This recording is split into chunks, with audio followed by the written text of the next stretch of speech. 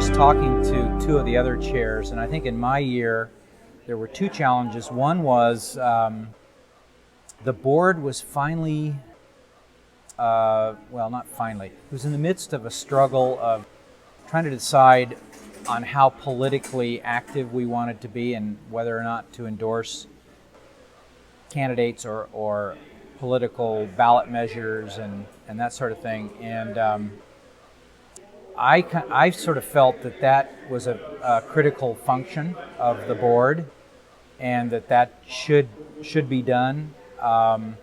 And the question I kept asking is, do we want to be liked or do we want to be respected? And I kind of felt that the respect was more important, and it didn't necessarily make us a whole lot of new friends, but I think that the end result was that when we did endorse a candidate or take a position on a ballot measure, people listened because they knew we weren't just beholden to anyone. So that was a bit of a challenge, and we got a little bit of flack for it, but it was interesting that after we started doing that, candidates were actually coming to the chamber and saying, can I present to your board and will you endorse us? So all in all, a good thing. And then the second one was finding someone to succeed Elisa, which was a real challenge because she had essentially grown the chamber from a much smaller organization to now a very well-known, very important chamber, one of the best in the state, kept getting all these awards. And so how do you replace somebody like that? Well, you don't replace them, you just have to do the best you can. And it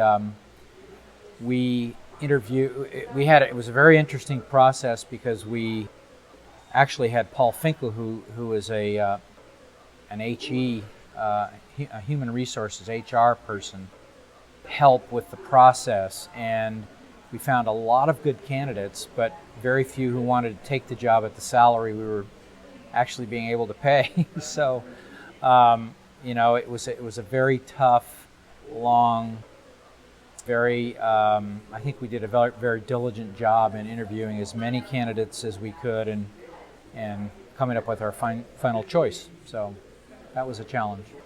Well, I joined the chamber because I'm an architect, so I joined because I was interested in the Affordable Housing Committee, which was one of the first that had ever been